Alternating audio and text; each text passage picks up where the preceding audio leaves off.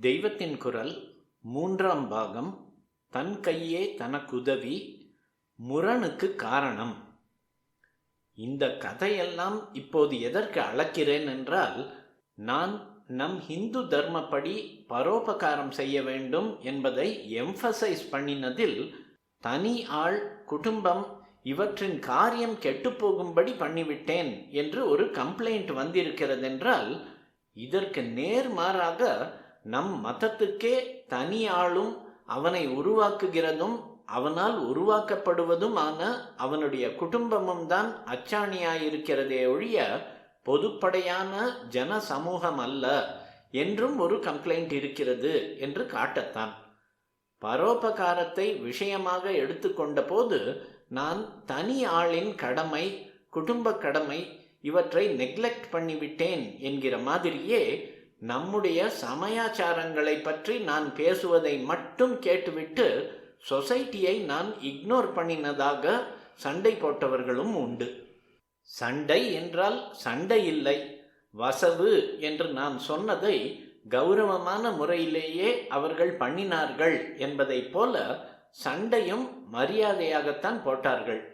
நான் தான் அதில் இருக்கக்கூடிய நியாயம் எனக்கு நன்றாக உரைப்பதற்காக சண்டை என்று சொல்லிக் கொள்கிறேன்.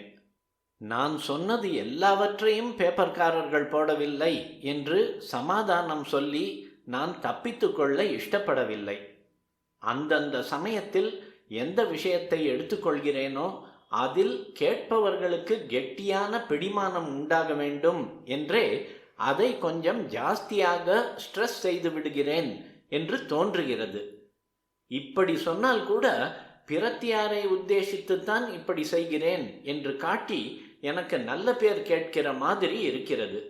அதனால் இப்படியெல்லாம் நியாயம் கல்பித்து கொள்ளாமல் எந்த சப்ஜெக்டை எடுத்துக்கொள்கிறேனோ அதுவே என்னை கொஞ்சம் இழுத்து கொண்டு போய் விடுகிறது. அதன் பட்சமாகவே என் கண்ணை திருப்பி விட்டு விடுகிறது என்று வேண்டுமானால் ஒப்புக்கொண்டு விடுகிறேன். என் விஷயம் இருக்கட்டும், இப்போது பொது விஷயத்தை பார்க்கலாம். வைதிக சமயானுஷ்டானம் என்பதை பார்த்தால் அது முக்கியமாக தனி மனுஷனைத்தான் சென்டரில் வைத்திருக்கிறது. அதில் ஒரு அங்கமாக சொல்லி இருக்கிறது தான் பரோபகார சமூக பணி.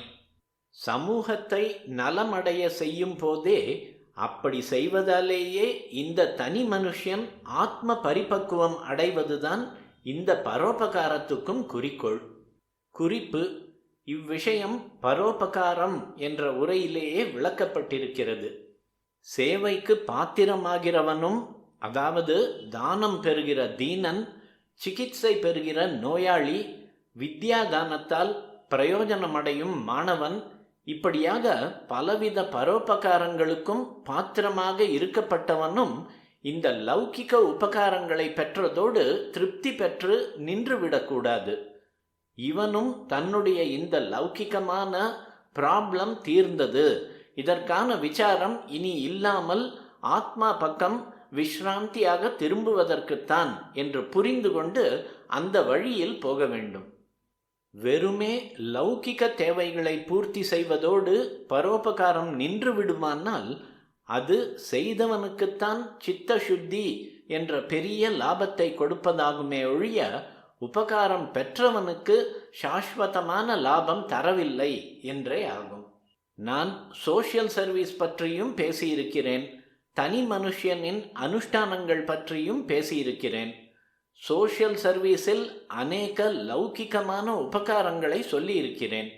அன்னதானம் செய்வது, வைத்தியசாலை வைப்பது, வித்யாதானம், செக்யூலர் எஜுகேஷனையும் சொல்லியிருக்கிறேன். வேலை இல்லாதவர்களுக்கு உத்தியோக வசதி பண்ணி தருவது, ஏழைகளுக்கு விவாகத்துக்கு உதவி செய்வது என்று நான் சொன்ன அநேக விஷயங்கள் லௌகிகமானவைதான். இவை நேரே ஆத்மாபிவிருத்திக்கு உதவுகிற பணிகள் அல்ல. ஆனால் ஒரு இண்டிவிஜுவலின் ஆத்மாபிவிருத்திக்காக நான் அனுஷ்டானங்களை பற்றி சொல்லும் போது ஜெனரலாக கிரகஸ்த தர்மம், ஸ்திரீ தர்மம் என்றெல்லாம் சொன்னாலும் லௌகிக அம்சங்களை விஸ்தாரப்படுத்தி சொன்னதில்லை. ஆத்மாபிவிருத்தியை எய்மாக, லட்சியமாக வைத்தே அதற்காக ஸ்திரீ புருஷர்கள் தனி வாழ்க்கையிலும் குடும்பத்திலும் என்ன செய்ய வேண்டும் என்பதை மாத்திரம்தான் சொல்லி வந்திருக்கிறேன். மற்றபடி ஒரு ஏழைக்கு காசு போடு என்கிற மாதிரி உனக்கு காசு தேடிக்கோ என்று சொன்னதில்லை. கதி இல்லாத ஒரு வியாதியஸ்தனுக்கு சிகிச்சை பண்ணு என்று சொன்ன மாதிரி உனக்கோ வீட்டு மனுஷியர்களுக்கோ உடம்பு சரியில்லாவிட்டால் டாக்டரிடம் காட்டு என்று நான் சொன்னதில்லை. ஏழை பிள்ளை ஒருத்தனுக்கு படிப்பு கொடு, வேலை பண்ணி வை என்று சொல்லியிருக்கிறேனே தவிர உன் பிள்ளையை நன்றாக படிக்க வைத்து நல்ல உத்தியோகமாக சம்பாதித்து கொடு என்று சொன்னதில்லைதான். எவனோ ஒரு ஏழையின் பெண்ணுக்கு கன்னிகா தான சகாயம் பண்ணு என்பேனே தவிர உன் பெண்ணுக்கு வரன் பார்த்து கல்யாணம் பண்ணு என்பது இல்லை. ஊருக்கு குளம் வெட்டு என்பேனே தவிர உன் வீட்டுக்கு குழாய் போட்டுக்கொள் என்று சொன்னதில்லை. ஏன், இந்த லௌகிக உதவிகளை இன்னொருத்தனுக்கு பண்ணுவதே இவனுக்கு ஆத்மிகமாக உதவி பண்ணுகிறது, இவனுடைய சித்த சுத்திக்கு சகாயம் செய்கிறது.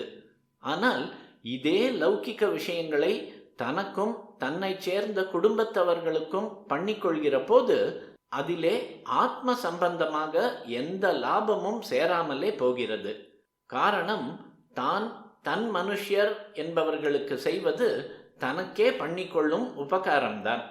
அதாவது லௌகிகமான லாபம் இவனுக்கே கிட்டுகிறது.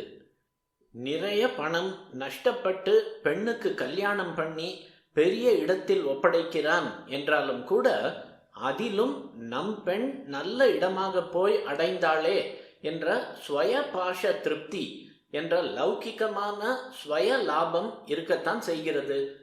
லௌகிக லாபத்தை பிரத்தியானுக்கு கிட்ட பண்ணினால் அதற்கு பிரதியாக இவனுக்கு ஆத்ம லாபம் கிடைப்பதே நியாயம். லௌகிக லாபமே நேராக இவனுக்கு கிடைக்கிற போது அதற்கு குட்டி போட்டுக்கொண்டு ஆத்ம லாபமும் எப்படி கிடைக்கும்?